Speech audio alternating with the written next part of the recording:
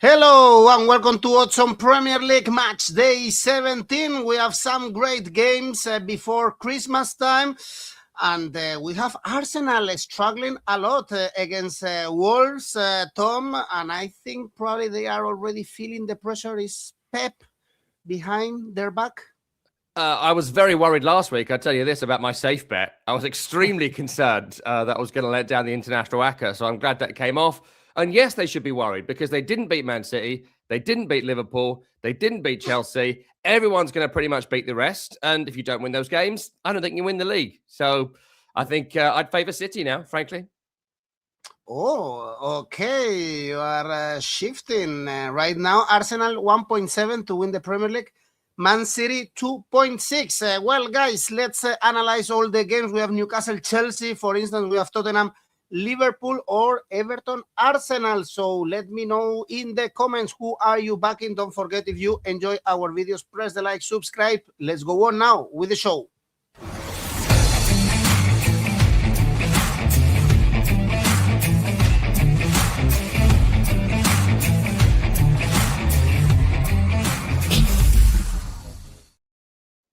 What about Aston Villa? Well, Aston Villa to win the Premier League is 29, in case you want to put a tenner, for instance. There, let's start with the first game in St. James's Park, Newcastle-Chelsea. Great football game. Should be this one after losing the derby. Newcastle is 12th in the standings, but 4 points away from Europe. I heard already some words, some people criticizing Eddie Howe. Perhaps he's done enough for Newcastle. Still early days, I guess. It's not that bad what the Newcastle are doing this season. And Chelsea, Tom, beat Everton, also won in the League Cup, trying to forget the last away defeats. How do you see this one? You can see the odds, tough one. I think the reports of Eddie Howe being sacked at Newcastle are greatly exaggerated. I'd be stunned if he wasn't there at the end of this season. And look, I think the issue is, as has been established, is the away form. The away form is a problem, and it's why we picked Sunderland last week to win the derby. It's why we picked Brentford. It's why we were even relatively confident that West Ham would get a result against Newcastle, because away from home, they have been really, really poor this season. Just one victory in 8. But that is not the story at St. James's Park, where this game is played. 5 wins in 8, 2 defeats across the season, very tight defeats as well. And with their strongest team, they are one of the best teams in the league in terms of midfield.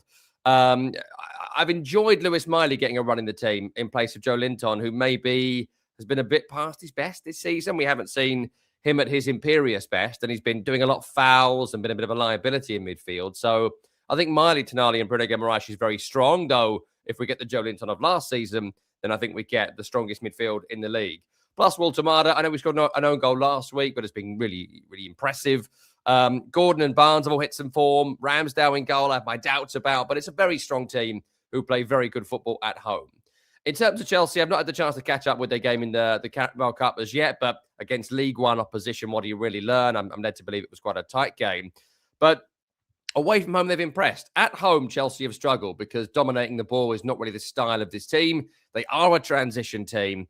They've got lots of pace on the counter. They can change their wingers all the time. It's 𝐿𝐿nacho, it's Gittins, it's Neto. They can continue to refresh in those positions where you need energy, which is great for them. And Cole Palmer coming back will make a massive difference too. You saw that last week against Everton. The game was petering out and wasn't going anywhere. Then all of a sudden, you give the ball to Cole Palmer, who's an exceptional footballer. He can break the deadlock and you move on from there. So I expect Palmer to have a growing influence in this team week on week on week on week as he gets fitter. And if you've got Cole Palmer on your team, there's every chance you can go on to achieve cup success, Champions League qualification. I think the title is probably out of bounds for this season, but you never know with someone that good. He is a world-class talent they can bring into a team that was already doing pretty well. Not as well as maybe a lot of Chelsea fans would hope, but pretty well. So you've got one of the best home teams in the league this season against one of the best away teams. So both results, I think, are possible here, though I would just shade for Newcastle United because they do raise their game in big matches against big opposition at home. They've tended to get the job done over the last 2 or 3 years, beating really big teams. Man City this season, Arsenal last season. They are more than capable of a big victory, and the odds on them to win at home, considering They are very good at home at 2.77, actually really good on its own. I will say that both teams have struggled at points defensively in recent weeks. I know Chelsea were able to keep a clean sheet against Everton, but in general,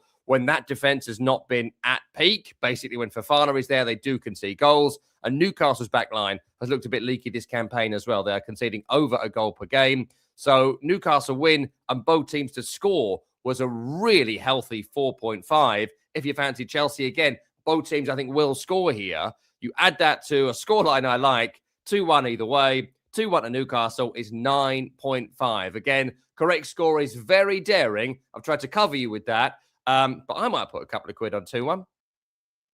All right. We have a Newcastle plus 1.5. The odds should be very low for this Asian handicap. 𝐿𝐴𝐵𝗿𝗀 draw is possible. David, 1x with goals. 𝐿𝐴𝐵𝗿𝗀 Newcastle win and both teams to score. Our smart bet for this tough game to predict is going for first half result. Chelsea to win at halftime, 3.2, and also the smart bet sees goals in this early kickoff. Then we have Bournemouth, Burnley. We saw a crazy game on Monday, great football game. Monday evening for all at Old Trafford, very close. Bournemouth to get the 3 points in the very last minute, but they are winless in the last 7 since the 26th of October. If you are hosting Burnley, Tom is the perfect rival to end your winless run. Yeah, look, I think any other team in this game, and I would back a draw or maybe the opposition. Certainly, I'd back both teams to score, and we may well do that still. But Burnley are just so weak. They are just so weak. They're not good enough to be in the Premier League. Again, last week against Fulham at Turf Moor went exactly as we predicted it, which was both teams would score. Burnley would be in the game. 1 or 2 players would play quite well, but they would lose. It was the story of the Fulham game, the story of the Newcastle game, the story of the Brentford game, the story of the West Ham game, on and on and on. Burnley have not got the quality required to stay in this league. That is it, and that is all, and we will see that across the campaign, and we'll see that again here. I think in terms of Bournemouth, the issue has been defensive, and it's tough because if you're Bournemouth and big clubs come in, you sell those players. They got tremendous fees for 𝐿𝐴𝐵𝗿𝗀 and Howson and all those guys, right? And that's fantastic. However, the drop-off is clear. Truffert is not as good as 𝐿𝐴𝐵𝗿𝗀. Senesi wasn't playing last season. Now he's playing every week. 𝗛𝗏𝗏 is fine, but not as good as Howson, who he's replacing. That has led to issues because they do not sit off. They do not sit back. They do not low block. They do not mid-block Bournemouth. They go at you all game, at all times, at full pelt. And that leads to games like Monday. But it leads to soft goals being conceded consistently. 3 against Sunderland, 4 against Manchester United, 2 against West Ham United. It's not good enough, frankly, for Bournemouth defensively right now. This coach is not going to change.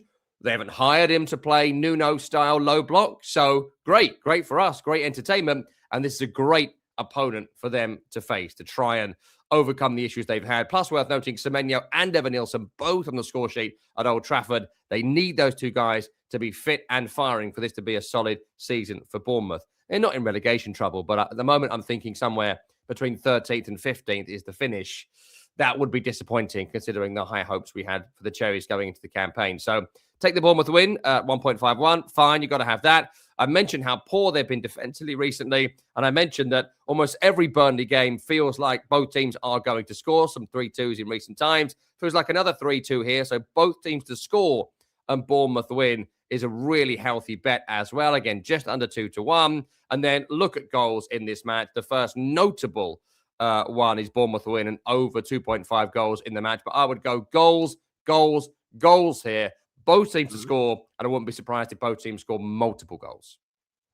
Okay, 𝐸menyo, anytime goal scorer, Bournemouth to score 1-2 or 3-0, Burnley to be relegated. We all expect Burnley and Wolves, of course, to be relegated. The next one, Brighton, Sunderland. What a season to enjoy for Sunderland fans, even winning the derby. They are very, very close to the European spots now at the end of 2025. Both teams close to European spots, even if Brighton lost the last game against Liverpool, drew with West Ham, so it's 1 point in the last 3 games. Tom, this one is another tough one to predict. I wouldn't touch Brighton with these odds, especially for the odds. Yeah, the odds are no good. The odds are no good for a Brighton win. Now, I do think that is the most likely outcome, so I'll try and make some money in here. But I do think they're the most likely winner for a few reasons. Number one, I think that Brighton are...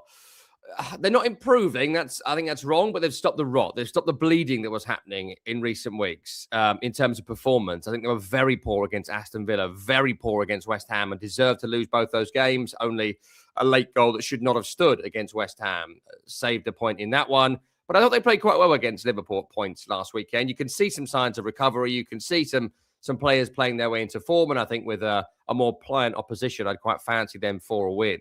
A few players missing of significance. We've barely seen Adam Webster this season. We haven't seen him at all. Lewis Dunk has been suspended. Diego Gomez has been suspended for some poor play. Karen Mitoma has been injured a lot. So they're trying to find a team. Fabian Hurtzler's Brighton are trying to find a team. Again, a bit like Bournemouth. They are not impressing like previous years, but they're always in the game. And I just feel like they're a couple of weeks away from really getting on the front foot, scoring a couple of goals and winning a game. They should have beaten Villa a couple of weeks ago before the performance dropped off completely. I think some players have had great seasons. Maxime 𝗀𝗏𝗏 has been brilliant. Danny Welbeck, the goals have just dropped off a little bit, but he's been fantastic across the campaign. So, look, I think they're a really good team, Brighton, waiting for a big performance. Maybe it's this weekend against Sunderland, who are missing plenty of players now. The AFCON we've spoken about all season is now upon us. Diarra, Ronaldo, Siddiqui, Talbi, and Traore all at AFCON. That is a significant problem for Sunderland, not in terms of the macro of the season, because they're so far away from relegation at this point, it doesn't really matter. But in the micro of this run of games, they've got to have another new team. A lot of players who've not seen a lot of football will now be in the team. Maybe a Chris Rigg will be starting this game when he's barely had a look in across the campaign. So because of that, even though Granit Xhaka is still there and Ballard is still there and Brobby is still there and Lafay is still there and there's still good players there, because this is a new team compared to what we have seen this season, it would just favour Brighton for me. As you mentioned, the odds are no good. And as ever with Brighton, you look at both teams to score, which generally happens for Brighton. I know that 2 of the last 5 have not been that, the Forest game and the Liverpool game, but in general, they create chances. They're leaky defensively. They're pretty decent offensively. Both teams to score 1.73. Combine that with a Brighton win, and you will make some money. Don't discount the draw here. If Sunderland are anywhere near their best, they will be able to get something. Brighton and West Ham might be a guide for this game if Sunderland are up to it and defend well. I just don't know what to expect from them. If Brighton win it, it'll be tight because their confidence is low. Brighton to win by exactly 1 goal, 3.5. I think it'll be a bit of a squeaker. Look at the Brighton-Brentford game, maybe, if you think Brighton are going to win, which I do. Okay, 𝐿𝐿𝐵𝗿𝗏𝗍, Brighton to win and both teams to score. Your same tip. 1,000 is going for the opposite. Sunderland to win this round. I think Brighton to win should be around 2.3 or something like this. So the bookies are not giving a lot of value to Brighton to win. Next one, Man City, West Ham. The odds are very low, of course, for Man City, putting pressure on Arsenal. 2 big away wins last week at the Bernabeu and at Selhurst Park, 3-0. Foden shining in that game. So now it's 5 wins in a row for Man City. Very likely, Tom, this is the 6th with West Ham. I guess was a painful defeat against Aston Villa since they were leading at one point in that game. Yeah, 2 points, in fact, and should have won it. We'll get to West Ham in a second because they aren't going to get anything here, so I won't waste too much time on our show on them. But look, Man City have found their groove. In front of goal, certainly Erling Haaland's been phenomenal all season. 17 Premier League goals in December is a truly insane number of goals. And you add that to his international goals and his Champions League goals, jaw-dropping numbers Erling Haaland is setting this season. He may well set an all-time goal-scoring record in the Premier League this campaign. At this pace, he will, and who would doubt it? Plus, he has a history of hat-tricks against West Ham as well, which I wouldn't discount here. I do think the performance against Crystal Palace wasn't amazing. Phil Foden struggled, the defence struggled, and if I think Yeremy Pino went through on goal 2 or 3 times, certainly once he hit the crossbar. I think Sarr went through and 𝐻𝐿𝐴 went through. If they took their chances, Palace could have got something. They're a very good team. So I do think defensively there's still issues. I think without Nico Gonzalez in midfield, he is playing here, but can he get through 90 minutes? There are issues there for Man City. But look, it's a poor and pliant opponent, so let's not worry too much about that. They'll win this game reasonably comfortably. In terms of West Ham, I think that our next show is going to be interesting on West Ham because it's the part of the season where if they are going to stay in the Premier League, they've got to win some games. It's Fulham and a few other teams at home which are winnable. And I actually thought, for what it's worth, the performance against Aston Villa was their best performance of the season. I think it was their best performance, obviously, under Nuno. I think the midfield works in Fernandes, Potts and Magassa. I think the defences look better, even though they conceded 3 goals. The calibre of the chances scored was so low that not many teams score goals like that. An own goal, a fluke goal, and a great strike from long distance. The fluke being the mistake from Paqueta to allow Villa to nick the ball under no pressure. So, but I do think West Ham here, they'll go 5 at the back as they have in away games. Very similar to the Brighton performance. 𝐿𝐴 will come in. They'll drop a midfielder out. They'll put Somerville and Bowen forward. They'll try and contain and hit on the break. It ain't going to work. Nuno has not kept a clean sheet yet at West Ham, and he's not going to here. So Man City at 1.24 to win. Obviously, can't see a West Ham goal. Man City win to 0. Brings it up a little bit to 2.1. Again, that's not based on City's defence. It's based more on the way West Ham are going to play. First handicap of any real value is -2. That comes in at 2.38. I think I'd be really confident of that coming in. And then the Haaland market is where you look here. Anytime 1.3. First goal 2.75. Then look at a brace. Then look at a hat-trick. He's got a history of scoring hat-tricks against West Ham. And I wouldn't be surprised to see it here. At least 3-0, and Haaland will score. Well, Haaland to score 2 or more, Man City -1.5, City to win, both teams to score, plenty of options to try to raise these odds for Man City, chasing Arsenal perhaps at the end of this game. They can be top of the table, and then a lot of pressure for Arsenal playing against Everton. But first, let's analyze Wolves, Brentford. Of course, Brentford to win 2.12. These are the odds that we should look at. But Brentford away, only 1 win, only 3 points. It was against West Ham. Perhaps this game at the Emirates with Wolves this close to get a point, at least Tom, push them to get something finally and grab a point. Brentford is a good rival to do so. This is it.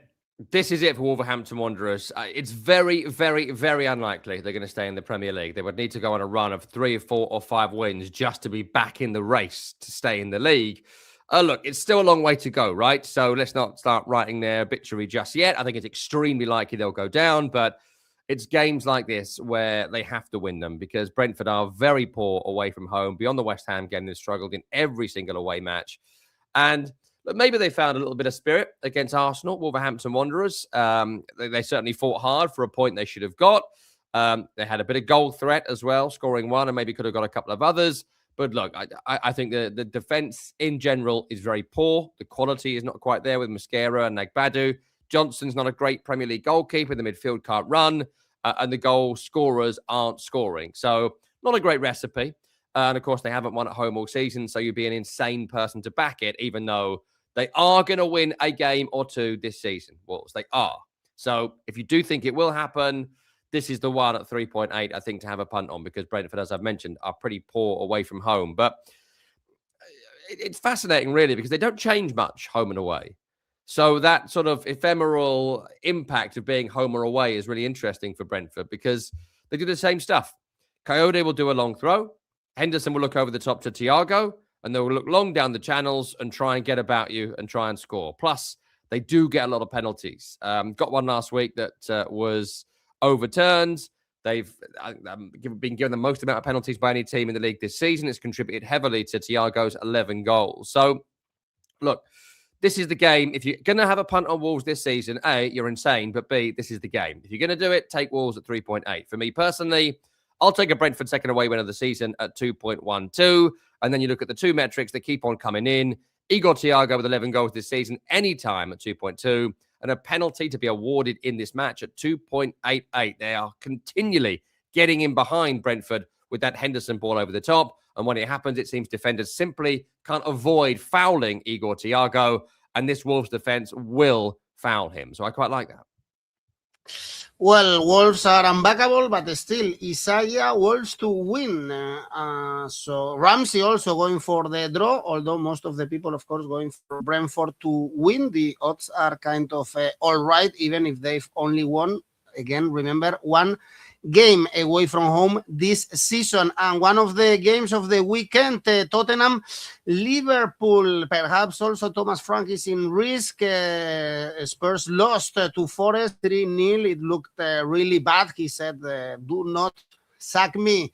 No one can do it better than me. Give me a little bit more of time and I am going to change things. But well, these Tottenham are suffering a lot, especially at home, although in the last home games, they beat Brentford and 𝗵𝗲𝗂 Prague without conceding. And now Liverpool, Tom, slightly improving. Very important also not to concede goals in the last two games with Salah in the AFCON, coming to take the 3 points. Last season, we saw plenty of goals. It was 3-6 in London, 5-1 in Liverpool.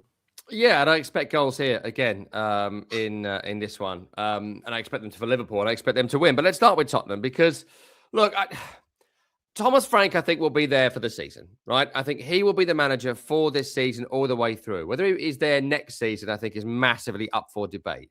It's evident that some players are not having him. 𝗀𝗲𝗿𝗀 and Mickey van de Ven have shown a bit of public disdain for their manager at points this season. So I do think that is significant. The second time this season that Spence has had to apologize for his behavior when he got subbed last week against Forest. And also they're doing this weird thing where they get in the centre circle at half-time and full-time before coming off. And the players all aren't buying into that. Last week at Forest when they were awful, Mo Kudus sort of wandered off. And they were like, Mo, come back. We do this stupid thing now.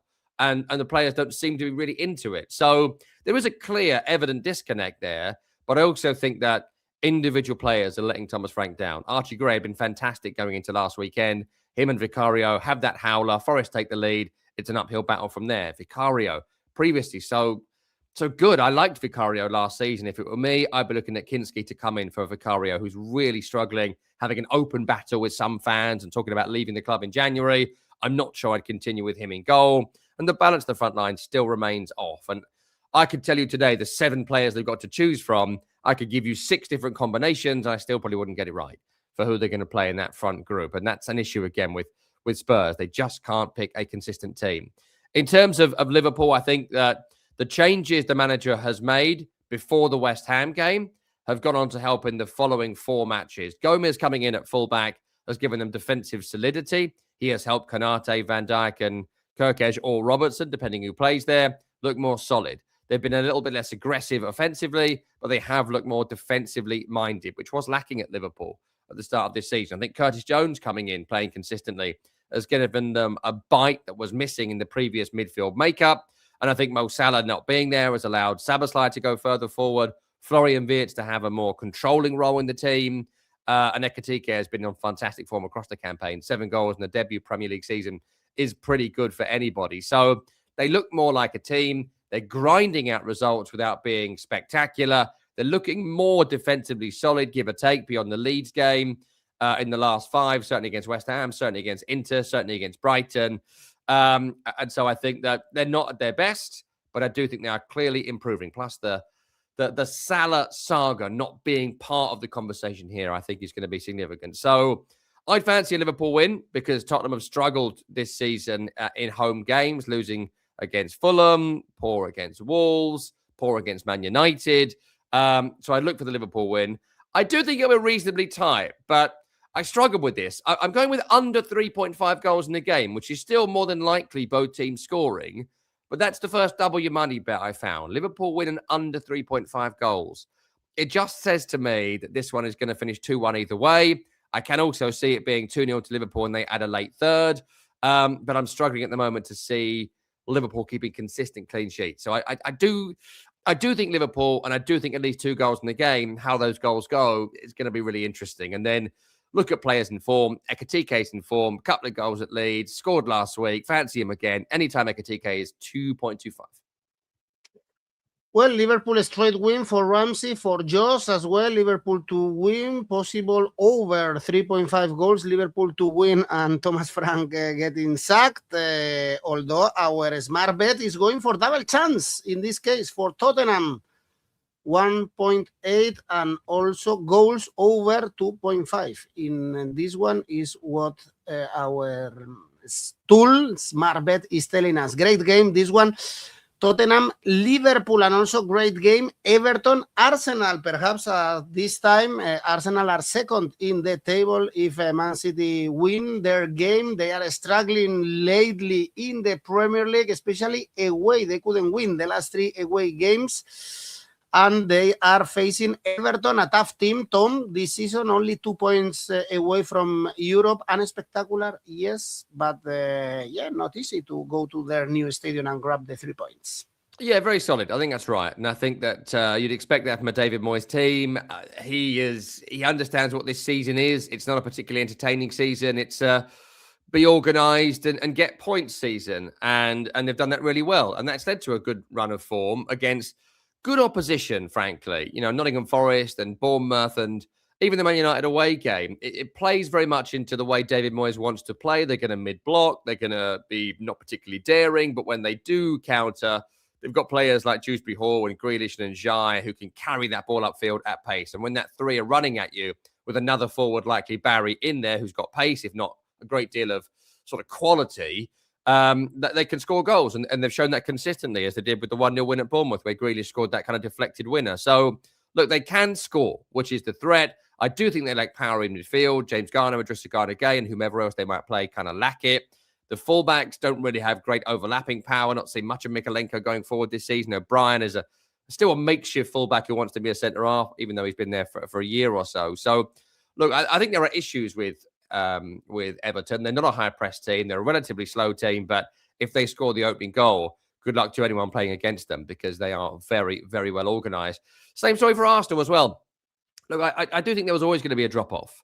There was always going to be a drop-off because they haven't played particularly well all season. There is so much improvement to be made, but maybe we did see the high watermark with Arsenal playing this way. And if you are going to win games like this, you do need a bit more flair. You do need a bit more bravery. You do need a bit more overlapping runners and getting 7 or 8 people in the opposition box when you're coming forward.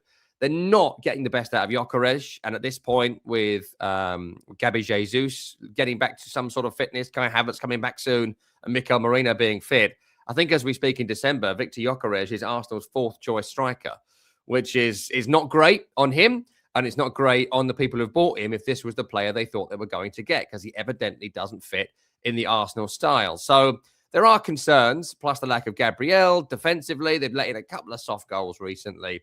The soft goal against Wolves, where Wolves are all over him for a few minutes. The late winner for Aston Villa against them. Does that happen with Gabriel on the field with Saliba? Who knows? I think probably not. Not to criticise Timber or whomever else has come in 𝗍𝗻𝗄, but Gabriel and Saliba are an incredible pairing. And if they're not together, they are both going to look weaker, and that has been the case. So really, really interesting game this. I think it's going to be very tight. Very, very tight. And I think the first goal is going to be absolutely critical. I certainly wouldn't discount the draw, and I wouldn't discount this one finishing 0-0 at the Hill Dickinson. But you got to shade for Arsenal in a tight game because they have the quality and more of it to turn the screw at vital moments. So the Arsenal win at 1.6. It's come in a decent amount this season. I am starting to wobble on it, but because I think it'll be low scoring if Arsenal win, I do think they'll keep a clean sheet. That means Arsenal win to 0 is 2.5. Arsenal win an under 2.5 goals in the match. This is not going to be a thriller. This is going to be a really close game. That comes in at 3.5, which is very, very nice. Same odds for Arsenal by exactly 1 goal. And then I'm just thinking about who they're going to play in the weekend, Arsenal. 𝗀𝗻𝗄, I think, as I've mentioned, not been great. If it were me, I'd start Mikel Merino here. Him anytime is 3.5. 1-0 Arsenal, Merino with the goal. Absolutely screams it. Under this game. Arsenal to win 2-0. Nurdin 𝗀𝗍𝗿𝗄 going for the draw. And just also for the under. Looks indeed an under game. And at the same time, 2 really late kickoffs. We have at Elland Road, Leeds, Crystal Palace. Elland Road, where Leeds are getting good results lately. And now they are 3 points away from West Ham. I guess they think also they can beat Crystal Palace, but be careful. They lost to Man City, yes, but they are the best away team in the Premier League. Won the last 3, Fulham, Burnley, and Wolves. Can they do it again against Leeds? Yeah, definitely. I mean, let's start with Leeds. The recent revival has been really, really good. I know it's only one win in the last three, but I think that before that, they hadn't looked particularly competitive and they looked like they were always going to lose games. I guess before the Villa game, that's true.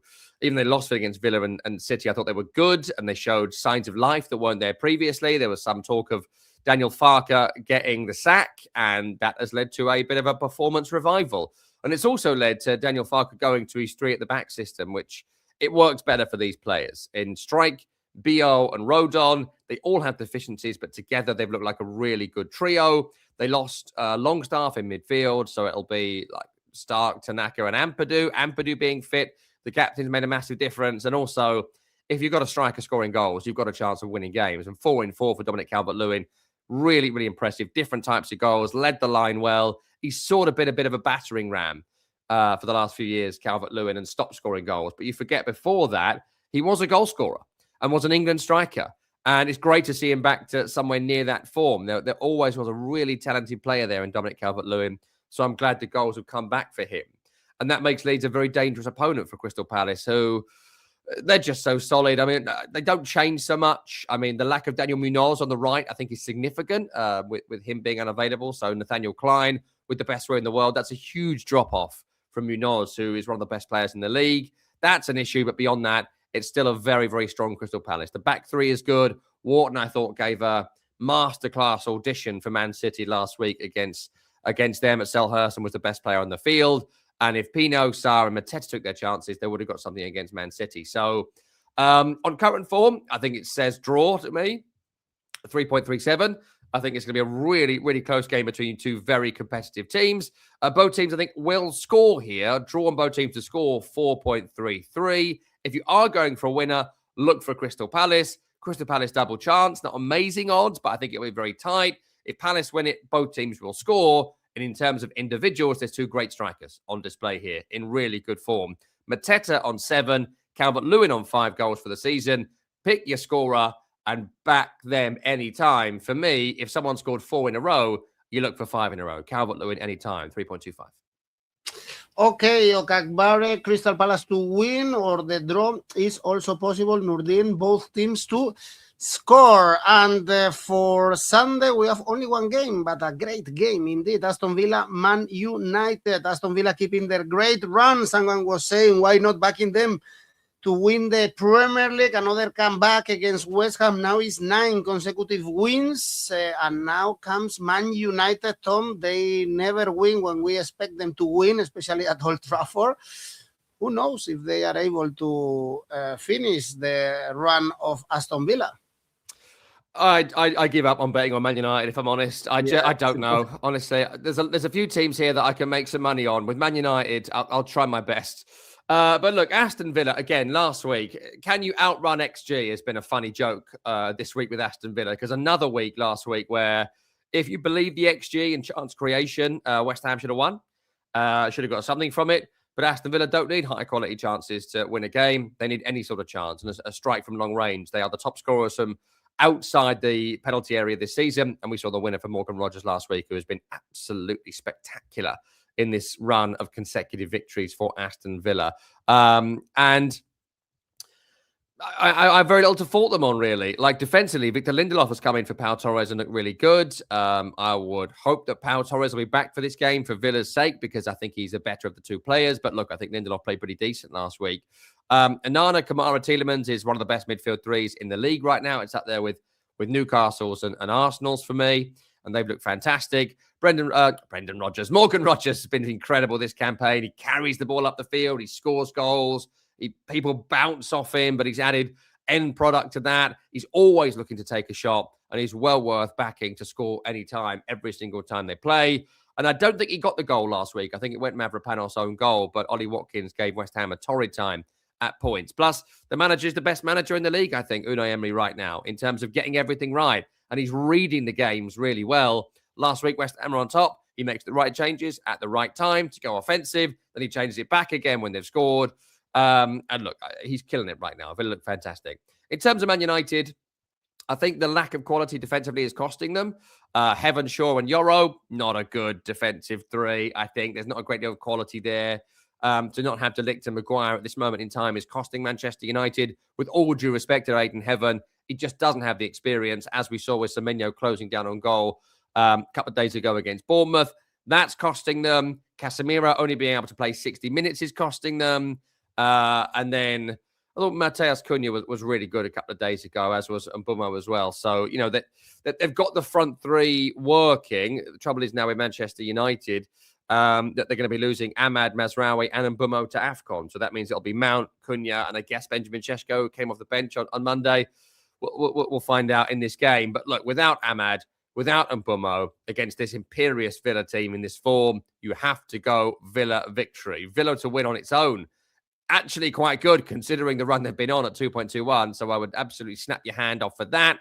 I'm struggling to see Man United scoring. Villa win to 0, 4.33. If you do see Man United win scoring, you then really go for Villa winning. Emery's side have come from behind to win all 4 of their last league matches. So Villa win from behind. A really decent little bet here. Villa by 1 goal, as it was last week, as it was against Brighton, as it was against Basel, as it was against Arsenal, as it was against Wolves. So it's happened 5 times in a row. Why not 6 times in a row? Villa win by exactly 1 goal is 4. And then Morgan Rogers, anytime, 3.5.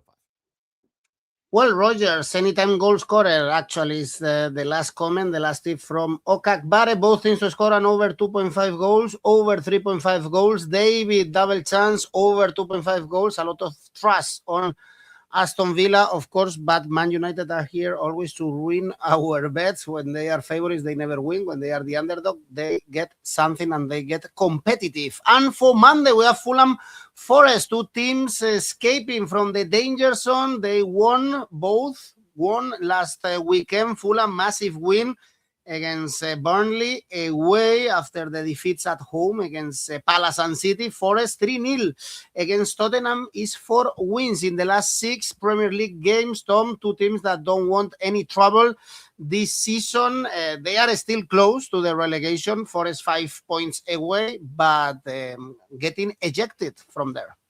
Yeah, look, I don't think either of these teams would go down. It'll be Burnley and it'll be Wolves and it'll be one of Leeds or West Ham. And I think I'll be saying that every week for the next 23 weeks until we get a definitive. By the way, last day of the season is West Ham against Leeds at London Stadium. So that could be a bit of a shootout to stay up. Look, I think Fulham have looked really good in recent weeks. They've scored plenty of goals, 4 against Man City, 3 against Burnley. And I think they've looked good with 𝗛𝗏𝗏 dropping slightly deeper. Trouble is, again, AFCON. They lose 𝗛𝗏𝗏, and that means that they've got to rejig what the midfield is. It goes back to being 𝗀𝐿𝐼c and it goes back to being Sander Berge in those deep-lying positions. They lost 𝐿𝗵𝗏𝗏 and they've lost 𝗀𝐿𝐴𝐧𝐧𝐞𝐜 as well, who was brilliant for them, I thought, against Burnley. So I think you lose those players. I think you lose something really important to what Fulham have been doing in recent weeks. And there's a lot now on the shoulders of Josh King and Smith Rowe and 1 or 2 others.